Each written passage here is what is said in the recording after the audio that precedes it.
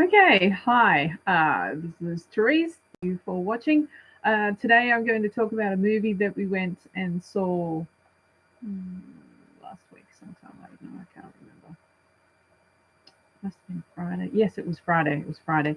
We went and saw it. We were supposed to go and see something else, but at the last minute I had a job interview. So then we decided to go to the movies anyway, and this was playing. So we went and watched this. And I have to say, while I am a bit of a closet Dwayne Johnson fan, I have seen all his good and not so good efforts, and I generally find him a pretty amusing actor. Is the right way to put it, because he doesn't have that hardcore Bruce Willis kind of, Liam Neeson action figure thing. He has done some sillier roles, like the one with the tooth fairy and things like that. Excuse me, I have itchy nose. This is one of his more action figure ones, and I have to say he pulled it off really, really good. It was a really good movie. Me not knowing much about DC, because I am a bit more of a Marvel fan, so I'm not really up with the DC comic genre as such. So I kind of play a little bit of catch up when I go to watch one of these movies that is a DC movie. Um, and I have to say that um, the only thing that I think that they fell down is they didn't explain. They just assumed that everybody who was watching the movie had uh, instant knowledge of who all the people were in the movie, and I was kind of sitting there with a couple of the characters, just looking at who the hell is this and why is he here and why is it. There was one guy in particular, I think his name is the Hawk, and he was uh, all mouth and no trousers. He really did talk a tough game, but really didn't produce the goods when it came to it. Um, and did get his ass handed to him quite a few times. Um, and the other ones, so we got a bit of a backstory on Thrasher or Thumper or whatever the big guy's name is, the one that exponentially grows and does. We kind of got his backstory. But as far as the girl, there was a passing reference to that. And the Dr. Fate was DC's version of Doctor Strange. And I have to say, as much as I love Pierce Brosnan, no, no. He was kind of wishy-washy in this character, because I kind of figured straight away that he was the, you know, Doctor Strange, as in Mr. Cumberbatch, who is kind of a bit of a hottie in his own right, but is such a, you know, full on hardcore superhero stroke villain stroke anti-hero kind of in all the DC, in all the Marvel movies. And so when you have this Dr. Fate person come in, you kind of expect him to have not the same kind of thing as Doctor Strange, but because he has all kind of the same powers and the same kind of mystical abilities and the same kind of backstory, you're kind of expecting him to be a little bit more. He needs to be muchier. He needs to be muchier than what he is. Thank you, Gene Wilder. Um, yeah, he needs to be a lot more than what he is. So I did find him a bit wishy-washy, and you kind of were waiting for him to get killed, move over, leave the story, whatever needed to happen for you to not have to look at him anymore.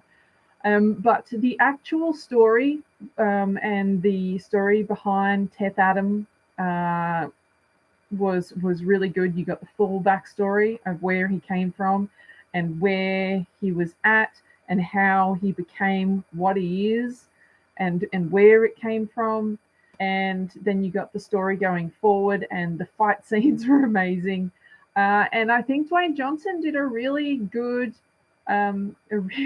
job of being the anti-hero, because he was so bad. Like, he was the bad guy, and he was so bad. But then when he was having to channel his abilities and things like that in order to do what needed to be done of him. Some of the one-liners, we were in stitches. Like, it was so funny. And the actors who were in it, like the other actors beside Pierce Brosnan, were all really good, especially the actual, like, centered heroes that you see in the trailer, like the lady and the man and the bloke. They're kind of the core people.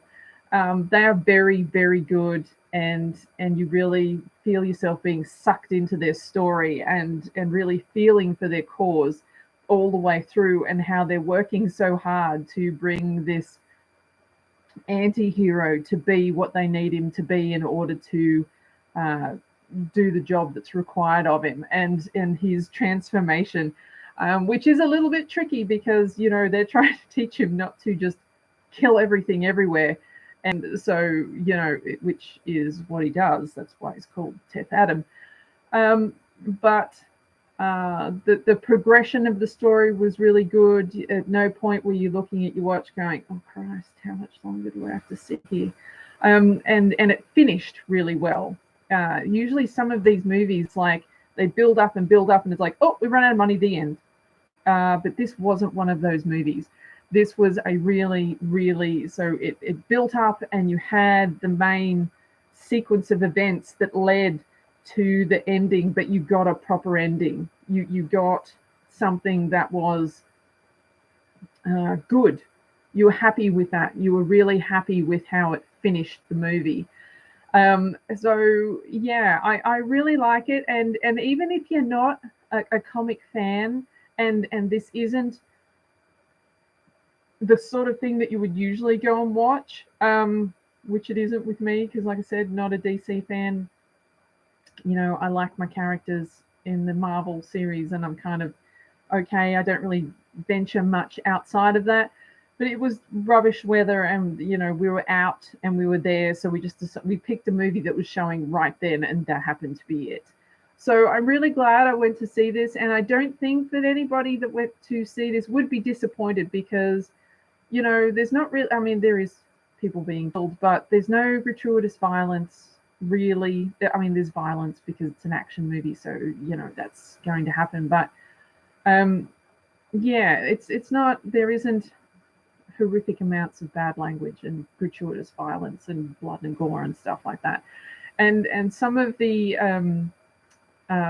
one-liners, like I said, are just absolutely amazing.